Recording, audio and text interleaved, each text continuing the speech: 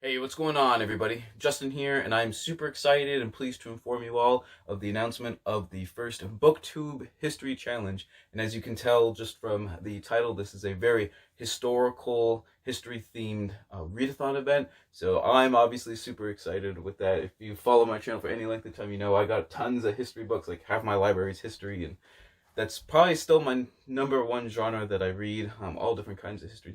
So when Emma over at a Cup of Books, the channel Cup of Books, asked me if I wanted to be a co-host for some sort of historical history readathon, I was like, let me think about that. Yes, of course I would. Like, that was just, I've never seen a history-based readathon, so when I heard about it, I was like, well, I'm definitely jumping aboard there. So, like I just said, Emma over at a Cup of Books came up with the idea for a history-based readathon. I think it's really cool, and she asked Jenny over at Book of Shenanigans and myself if we would like to be co-hosts, and I'm just super glad to be a part of this whole history-based readathon event. And yeah, let's just go over some of the details.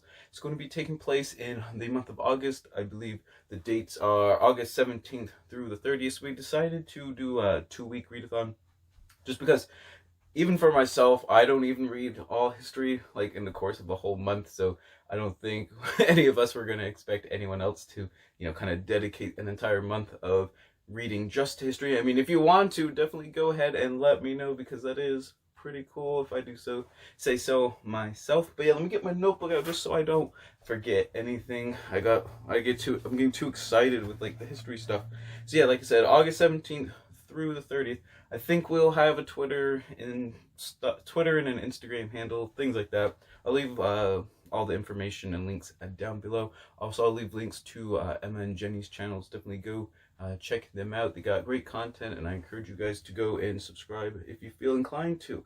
All right, so the main goal here, obviously, with the History Challenge is sort of just to keep putting history kind of on the map. Nonfiction in general gets kind of left behind, I feel, in kind of the booktube, just kind of the bookternet like kind of community.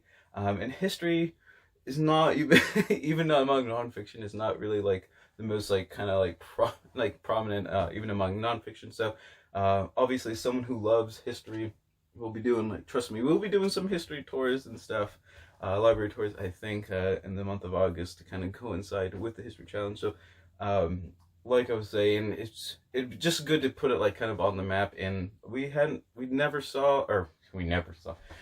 seen a history readathon event before, so we're like, yeah, let's do the go ahead and try something like that and see how it pans out.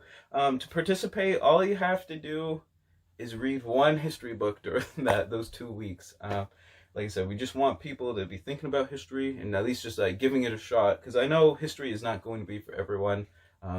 Just like with every other genre, not everyone's going to like every different kind of type of book, but we encourage everyone just to at least attempt one history book. Now, what we're going to have is sort of a bingo board type thing. I think it's 4x4 square, and later on in the video I'll talk about each of the prompts and stuff. Some are pretty self-explanatory. Some, if you're new to history, kind of explain a little bit, like kind of what they are or whatever. Things like that. But we will be doubling up on everything. Because it's a 4x4, there's no free spot in the middle, but a single book can fit multiple prompts, and it's actually pretty easy to do with history, because there is going to be a lot of overlap with kind of like the subgenres of different types of history books. So trust me, it'll be pretty easy to win these. And I encourage, and we decided we're going to encourage in a very loose interpretation of the prompts. That's what I do with like every readathon I ever participate in, and I'll explain that a little bit too with those going forward. And one of the prompts will be historical fiction, but if you do find that like straight up nonfiction history is not for you, but you enjoy historical fiction, we do encourage you, anyone who wants to read historical fiction, to kind of read those historical fiction books in lieu of the different prompts, as long as they kind of still fit with those prompts, but it can be a historical fiction read. So I think I got all the nuts and bolts of like the regular stuff. So let's just go ahead and get on with kind of the 16 prompts. So I'm going to be going, I think the way I wrote it down in my notebook, because I don't want to forget any, I think I did mine like by column, so up, down, up, down, up, down, up, down, like that.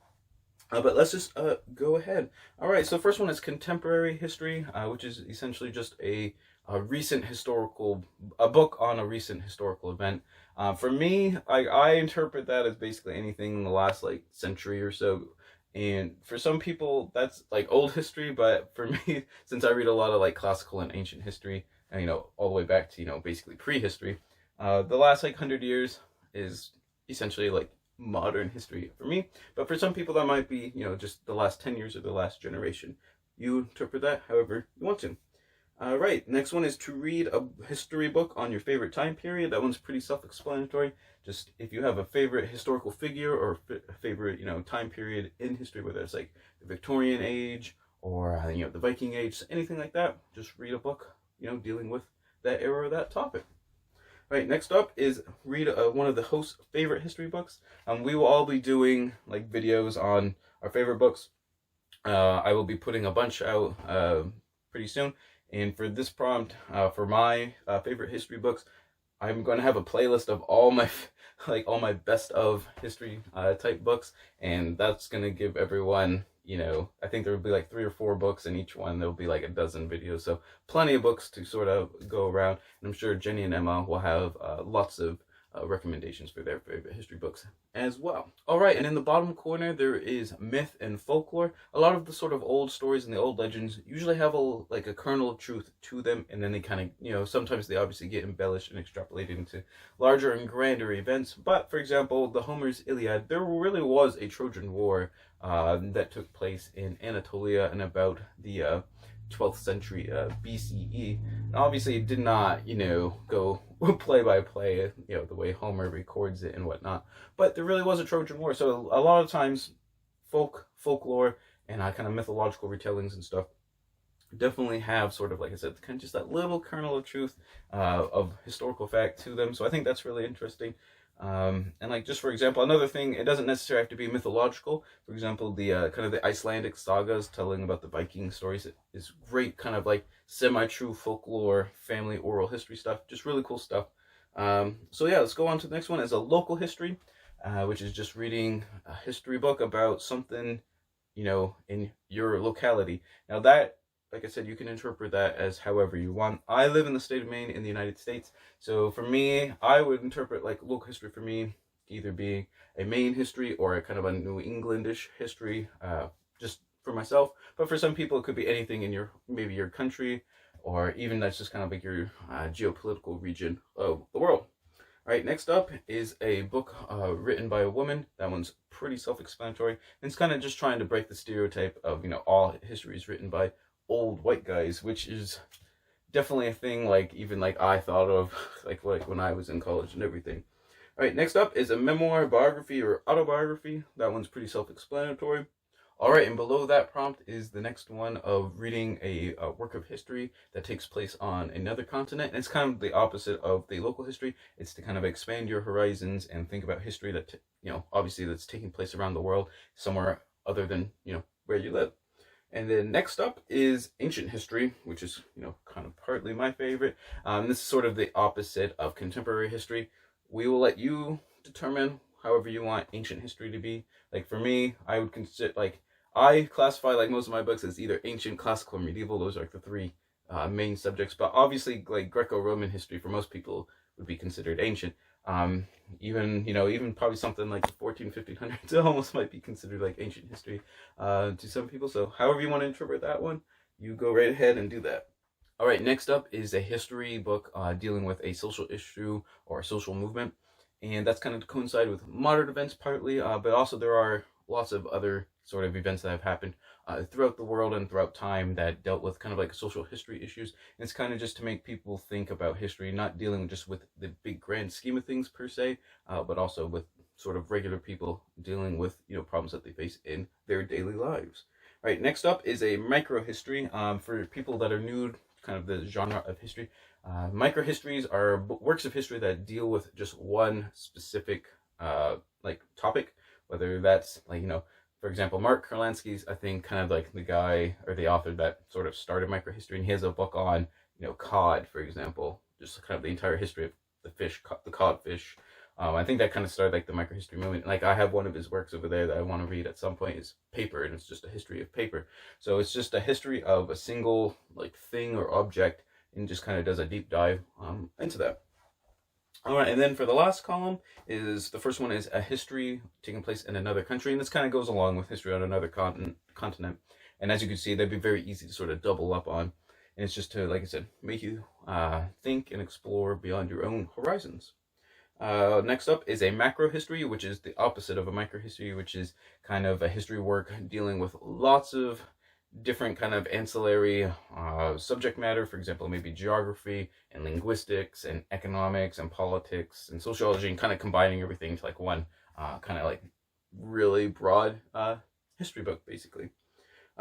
Next up is a work by a BIPOC author. That one's obviously pretty self-explanatory, and it's also kind of to get around the stereotype of all history is written by old white men, because these authors also write really good history. And then lastly is to revisit a school topic. I don't know, I think I've been doing that for like each like prompt for some reason. Is to revisit a school topic, and essentially this is sort of to like kind of combat the whitewashing that is sort of kind of gone on for like several generations now.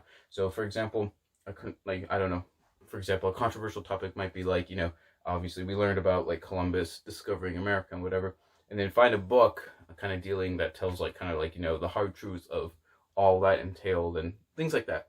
Now, like I said earlier, we do encourage everyone to kind of interpret a lot of these prompts very loosely and try to find ways to fit different books into different prompts, and we can double up on prompts with any single book. So theoretically, one book could, you know, cover half the mood board if you wanted to, and you could find ways to interpret it that way, which is really good because, like I said, it's just kind of another way to make you think about history books and, you know, consider them in different lights and kind of in different ways, which is really good. For example, two of the books I might be reading, I'll kind of go over like some of the different prompts they might cover. The first one is, oh gosh, what is it? The Horse, the Wheel, and Language, or Language, the Horse, and the Wheel. Can't remember which order it is, by David Anthony. Now, this will be a macro history because it's sort of dealing with linguistics, anthropology, prehistory, population movements, kind of like the history of innovation and like technology, stuff like that. So it's dealing with a whole ton of topics, kind of in one kind of broad history. Now, it's also an ancient history because it's dealing with the Bronze Age, which is, you know, almost prehistory, you know, 4, 5, 6, 7,000 years ago. And then also it's, you know, history on another country and another continent because it's taken place largely in the Eurasian steppes, I believe. So there's 3 or 4 prompts that one fits right there. Another book I will be reading is Legacy on the Land by Audrey Peterman and Frank Peterman. This would fit a history work written by a female author, also a BIPOC author. And then this is also a history of sort of a social issue or social movement. What this book is dealing with is kind of going over the historically the different obstacles and barriers that people of color and other minorities have dealt with, just dealing with enjoying like America's like national parks and kind of the great outdoors, and kind of just like the hidden stereotypes that minorities have to face with something that should be free and open to everyone. And it's something I'm really passionate about. Just if you follow my channel, you know I do a lot of like nature walks and things like that. I live in like the middle of the sticks in the woods essentially. So I definitely think everyone should, you know, be free to just easily just kind of go out there and enjoy nature and the wild. But I learned about several different issues on why it's not quite as easy for obviously people of color and minorities in much of the United States. So that is why I'm picking up this book and reading it. It's also partly a memoir. I've already kind of started, so I cheated a little bit, but I purposely saved it because I knew this would be a good fit for the history challenge. So like there's 4 or 5 prompts easily with this book. All right, so I think I handled all the kind of essentials and all the prompts and stuff. Please let me know if you have any questions at all. I'll be really glad to answer and kind of clear up anything, because I know I probably didn't do the greatest job explaining all this sort of stuff. But yeah, if you have any questions on any of the prompts, or if you'd like me to do like a specific videos just on maybe different recommendations of some of the prompts, I will be really pleased to go ahead and do that. I probably will be doing that for some of the prompts anyways. But yeah, if you have any specific questions, let me know. And if you are going to be participating in this readathon, even if it's just reading the one history book during that sort of 2-week time frame, please let me know. I'm always glad to kind of connect and communicate with people, especially with history books. Always kind of like on the lookout for recommendations and whatnot. I know I'm like super like selfish. I'm just like doing this just so I can see. Nah, I'm just kidding. Just so I can get recommendations. But anyways, I will be probably putting out lots of kind of history type content during the month of August to sort of coincide with sort of the history challenge. So if there's anything kind of like history specific content or videos that you want to see from me, please let me know. I'll probably go ahead and just go do that. And I believe that is it. So yeah, thank you all for watching. All the information and everything will be linked down below. And always remember, whatever you're reading, whether it's history books or not, read victoriously.